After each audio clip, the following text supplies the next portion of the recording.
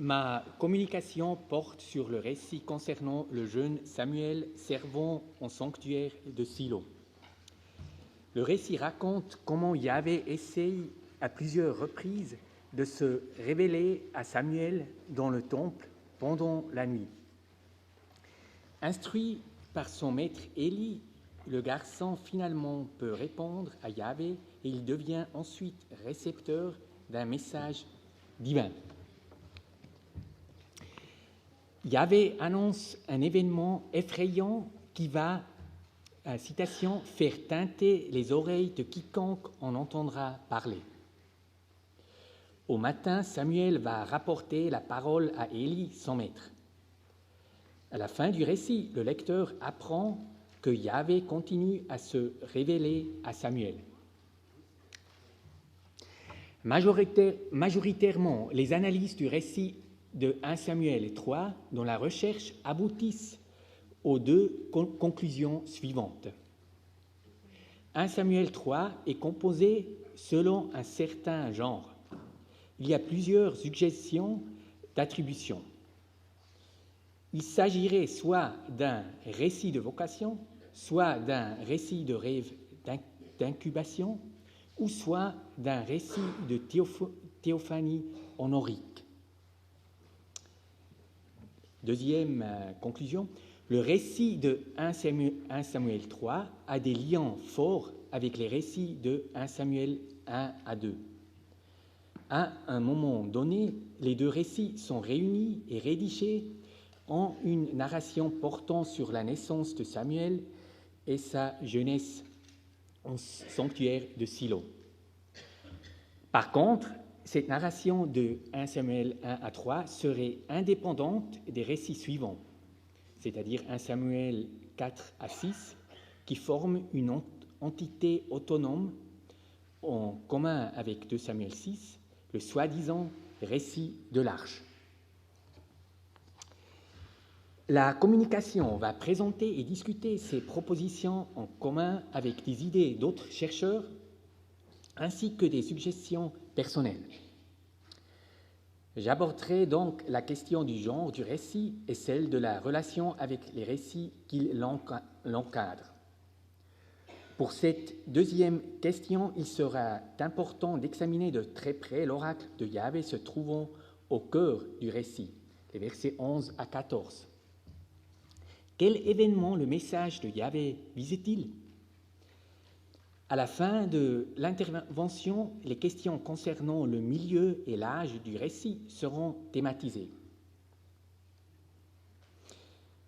Pour le traitement de la question des relations avec les récits précédents et suivants, il est utile de résumer brièvement les contenus de ce récit encadrant 1 Samuel 3. Le récit d'ouverture, 1 Samuel 1 à 2, rapporte d'abord comment Samuel a été dédié au sanctuaire de Silo par sa mère Anne. Encore petit garçon, il grandit dans le sanctuaire de Silo. À côté de Samuel, les fils d'Élie accomplissent également des fonctions au sanctuaire de Silo. Quant à eux, ils s'occupent du culte sacrificiel. Mais ils n'exercent pas leur devoir avec un sentiment de respect envers la divinité et envers les gens offrant le sacrifice. Ils revendiquent comme taxe destinée aux prêtres de la viande crue et la graisse, exigence qui contredit les stipulations particulières du sanctuaire de Silo.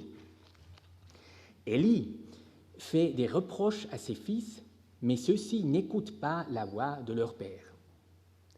Après, suit un passage comprenant un oracle. Un homme de Dieu anonyme s'adresse à Élie. Selon sa prophétie, Élie et toute sa maison seront punis à cause des abus des fils d'Élie. La dynastie des Élites perdra sa position sacerdotale privilégiée en Israël. Cet oracle est souvent considéré comme un ajout deutéronomiste ou post-deutéronomiste. Voilà donc le résumé des chapitres 1 et 2. Quant au chapitre 4, il porte sur 2 batailles d'Israël contre les Philistins. Lors de la deuxième bataille, l'arche de Dieu sera prise par l'ennemi, et les deux fils d'Élie trouveront la mort. Élie, en apprenant ces nouvelles, tombe de sa chaise et meurt également. J'aborde donc d'abord la question du genre. 3 propositions ont été faites. Il s'agirait d'un récit de vocation, suggestion de McCarter, Burgess, Newman, par exemple. Dans la Bible hébraïque, il y a plusieurs récits de vocation concernant des dirigeants du peuple, Moïse, Gédéon et des prophètes, Élie, Jérémie, Ésaïe. Les récits appartenant à ce genre contiennent certains éléments fixes.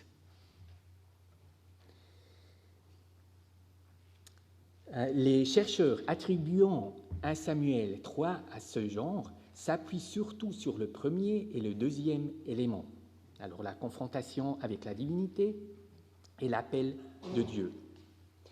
Cependant, les autres éléments du récit de vocation manquent en 1 Samuel 3, notamment l'élément central concernant l'ordre de mission. Le message divin ne contient pas une vocation de Samuel.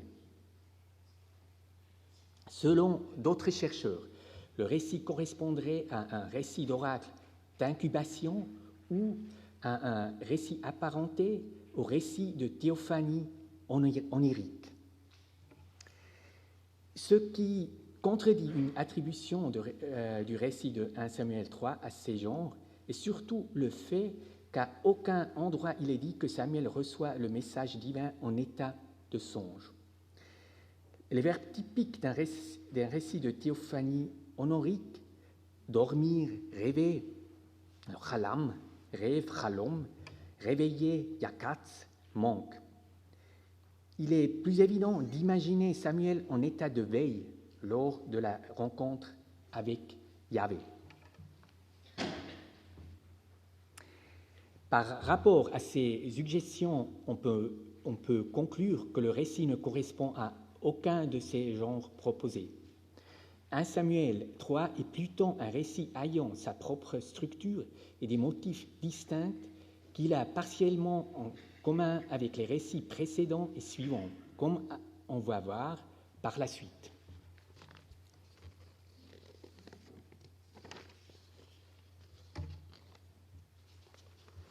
Une question cruciale pour l'interprétation du récit est celle de la référence du message de Yahvé et la référence de l'oracle. Quel est le lien de cet oracle qui se trouve en 3, 11, 14? L'oracle commence avec l'assertion brève et générale, verset 11. Alors Yahvé dit à Samuel, « Voici, je vais faire en Israël une chose qui va faire tinter les oreilles de quiconque en entendra parler. »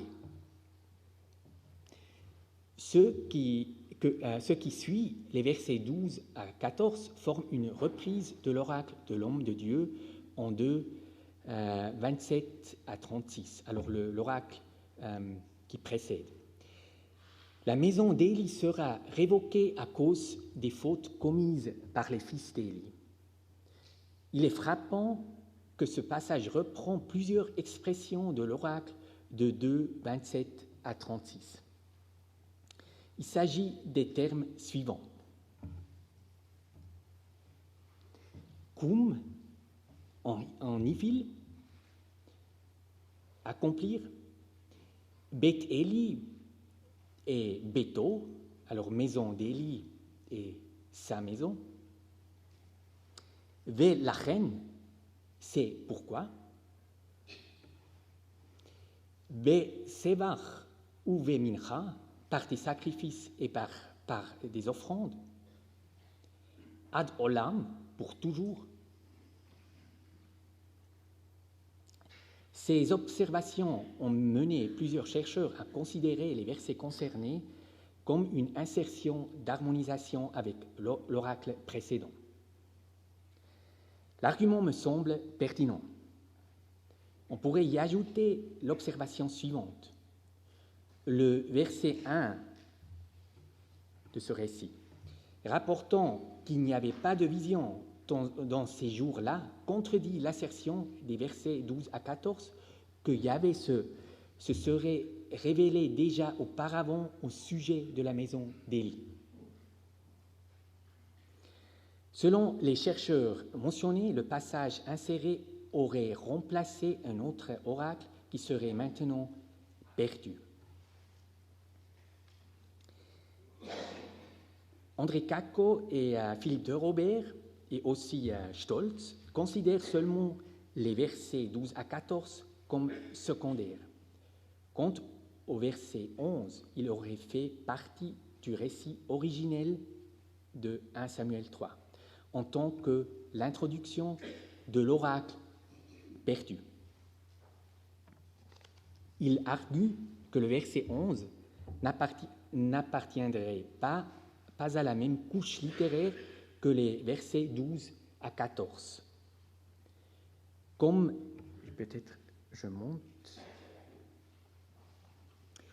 la tournure indique un événement effrayant pour tout Israël, la prédiction originellement ne visait guère la révocation des élites, car l'idée d'une révocation des élites n'était pas effrayante pour tout le monde en Israël, surtout pas pour ceux qui étaient escroqués par les fils d'Élie. L'événement d'Avar, qui fera teinter les oreilles à tous les Israélites qui en entendent parler, doit être une autre chose.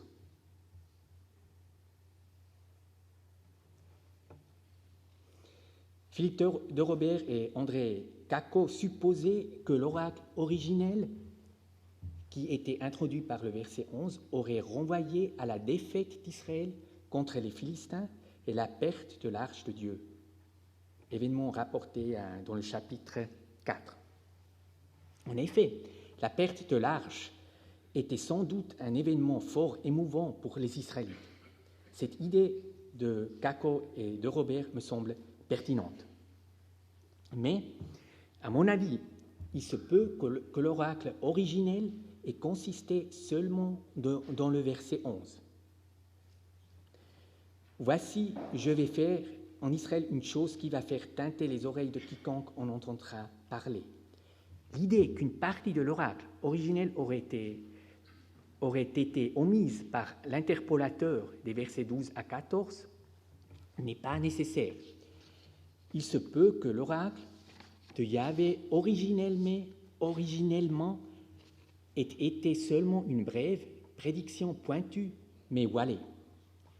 Je vois deux indices en faveur de cette hypothèse. Premièrement, dans le récit de 1 Samuel 3, après la révélation de la parole divine par Samuel, Élie dit, verset 18, Élie dit, « Il est Yahvé qu'il fasse ce qui lui semble bon. » Cette réaction d'Élie fait du bon sens vis-à-vis une prédiction de Yahvé qui reste générale et non concrète. En effet, la phrase « qu'il fasse ce qui lui semble bon » semble refléter le caractère ouvert de la prédiction divine. Deuxième argument, dans le récit de 1 Samuel 4, on lit qu'Élie, lors de la bataille d'Israël contre les Philistins, attend au cœur tremblant le retour de l'arche. À l'arrivée du messager venant du champ de bataille, il se renseigne auprès de ce dernier avec les mots suivants. Quel était l'événement, mon fils, Mehaya Hadavar béni? À comparer la formulation de 3.11 où Yahvé dit « Voici, je vais faire en Israël une chose, Davar, qui va faire teinter, etc. » Ce mot Davar, chose, événement, pourrait faire allusion à l'oracle de Yahvé dans le chapitre 3 et est indiqué au lecteur que l'événement qui a été pronostiqué par Yahvé est celui qui est maintenant rapporté en chapitre 4. En répondant, le messager rapporte ensuite à Élie les événements du champ de bataille. Israël a subi une grande défaite, les 2 fils d'Élie sont morts, l'arche de Dieu est prise. En entendant cela, Élie, qui est très âgé, tombe de sa chaise et meurt. Parmi tous ces incidents tragiques rapportés dans le chapitre 4, la prise de l'arche est certainement particulièrement grave. Cela se révèle dans la constatation de la belle-fille d'Élie à la fin du récit que la kavod, la gloire, c'est-à-dire Yahvé, aurait quitté le pays. L'interprétation du récit de 1 Samuel 3 suggérée ici est donc la suivante. L'oracle de Yahvé de 1 Samuel 3 originellement était une brève prédiction qui laisse dans l'incertitude Samuel et Élie, les deux initiés de la révélation. Et avec eux aussi les lecteurs. L'énigme ne sera résolue que dans le chapitre 4. L'oracle vise la défaite des Israélites contre les Philistins et la prise de l'arche. Pour revenir à la question de M. Durand de ce matin, ici, à mon sens, on aurait un exemple d'une prophétie qui est d'une certaine manière une chose cachée, un énigme. Mais la racine root n'est pas utilisée, qui est d'ailleurs très, très rare. L'interprétation présuppose la parenté des 2 récits 1 Samuel 3 et 4.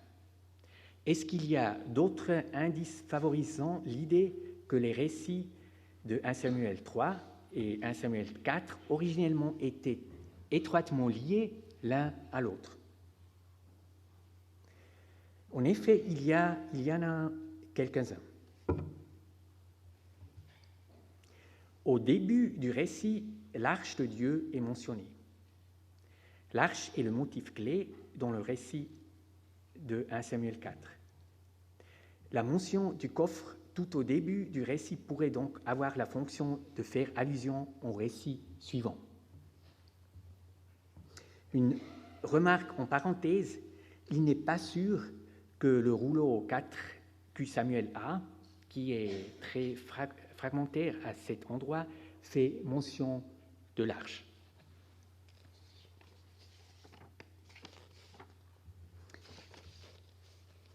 Il y a 2 motifs concernant Élie le prêtre qui apparaissent dans les 2 récits. Le motif de la cécité d'Élie due à son âge est présent dans les 2 récits. En 1 Samuel 4, la cécité est aggravée. Dans les 2 récits, Élie s'adresse à un jeune homme qui n'est pas de sa famille en l'appelant « mon fils », Béni. Les chercheurs qui contestent la parenté littéraire des 2 récits s'appuient sur le fait que Samuel, personnage principal du chapitre 3, ne joue aucun rôle dans le chapitre 4. En effet, au regard du verset 20, qui parle de Samuel en tant que prophète, connu dans tout le pays d'Israël, le silence par rapport à Samuel en 1 Samuel 4 doit surprendre. Mais il y a de forts indices favorisant une attribution de ce verset à une couche secondaire. À mentionner d'abord le vocabulaire Néhéman, les Navi, les Yahvé, et puis les indications de lieux, Dan et Beersheba, qui ne correspondent pas aux réalités géographiques reflétées dans les livres de Samuel. Il est intéressant de voir qu'ailleurs dans les livres de Samuel, le personnage de Samuel n'est jamais désigné en tant que Navi, prophète, mais comme Roé, voyant, plusieurs fois dans le chapitre 9. Il faut aussi mentionner le verset 4.1a, demi-verset, indiquant que Samuel adressait sa parole à tout le peuple d'Israël. D'abord, il faut tenir en compte que ce verset n'est attesté que dans le texte masorétique.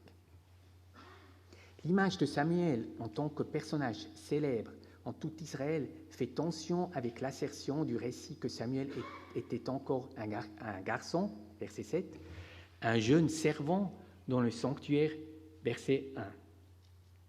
Il est donc vraisemblable que ce verset est un ajout très tardif.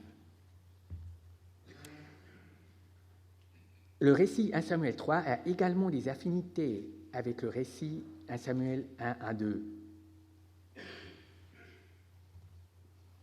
Il s'agit d'abord de la désignation du sanctuaire. Les expressions Hechal et Baït sont utilisées dans les deux récits, puis de la désignation de Samuel en tant que Nahar, jeune garçon, enfin du motif du connaître Yahvé. En 2.12, il est dit que les fils d'Éli ne connaissaient pas Yahvé. En 3.7, on lit que Samuel ne connaissait pas encore Yahvé.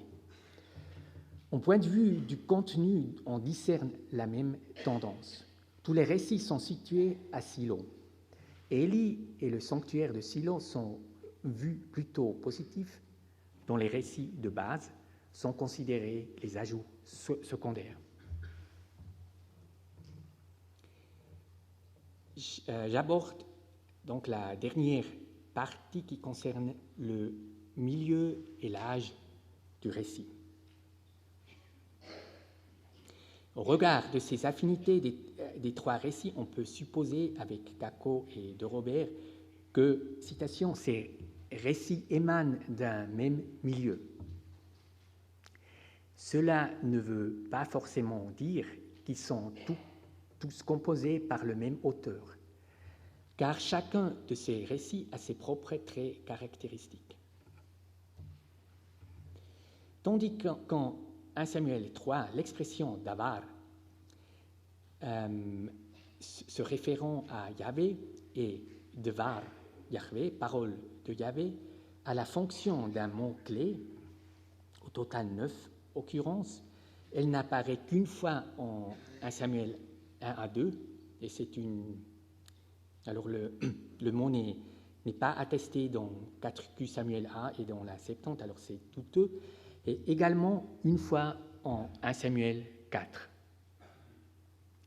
La désignation Yahvé Tsebaot, qui apparaît en 1 Samuel 1-2, 2 ou 3 fois, n'apparaît jamais en 1 Samuel 3.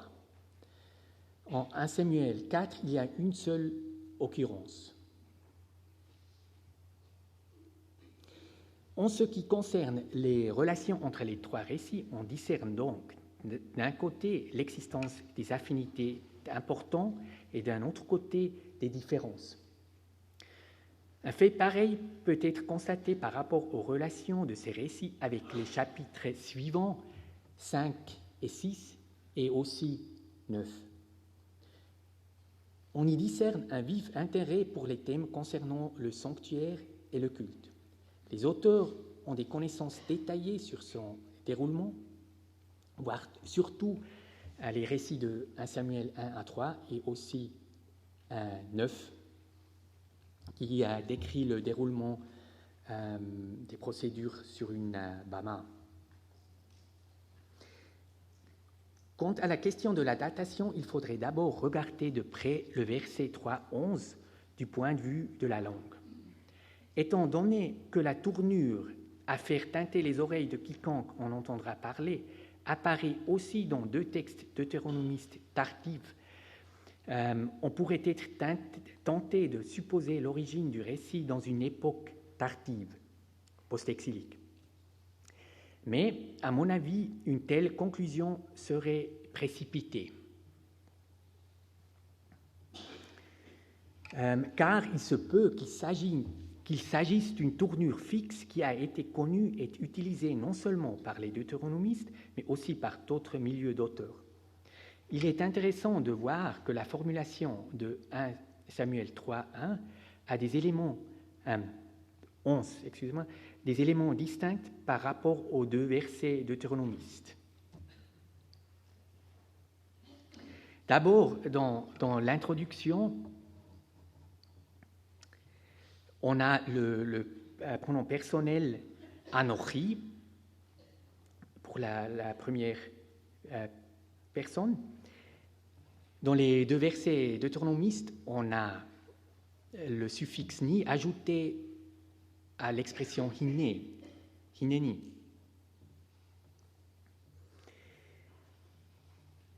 La forme verbale utilisée dans 3.11 a une voyelle de séparation, de tsilena, qui se voit dans l'écriture, le yod, tandis que les deux versets deutéronomistes en titsalna sont ce yod. Et enfin, tandis que dans les versets deutéronomistes, l'événement pronostiqué est qualifié en tant que négatif, ra'a, malheur. 1 Samuel 3.11 a davar, chose, qui est un terme neutre. Concernant la datation de 1 Samuel 3, ainsi que des récits apparentés 1 à 2 et 4, il y a quelques indices qui donnent à penser à une époque relativement ancienne. Plusieurs motifs et certaines stipulations de culte font tension avec des lois normatives tardives de la Bible hébraïque.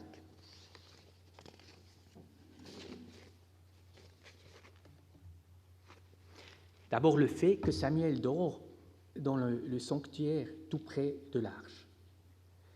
Dans les époques tardives, la législation concernant l'accès aux zones les plus saintes du temple était très restrictive. En effet, ce n'était que le grand prêtre qui avait le droit d'entrer dans le Saint des Saints à un jour particulier, le Yom Kippour. La provenance ethnique de Samuel, il est éphratéen, donc non lévite. La procédure particulière concernant l'assignation d'une partie de l'animal sacrifié pour le prêtre, c'est décrit dans le chapitre 2. Le servant piqué dans la marmite et tout ce que la fourchette amenait était destiné au prêtre. Alors c'est un choix par le hasard, mais en même temps par Dieu, on pourrait dire. Dans la législation du Deutéronome et du livre du Lévitique, les parties de l'animal réservées à l'intention du prêtre sont clairement définies. Ce sont l'épaule, les joues, l'estomac, selon le Deutéronome, la poitrine et le gigon, selon le Lévitique. En général, il faut constater que la description de plusieurs activités cultuelles à Silo fait tension avec l'attitude hostile des deutéronomistes envers la vénération de Yahvé à différents lieux. Ma conclusion donc est que ces trois récits proviennent d'une tradition ancienne pré-exilique. Merci de votre attention.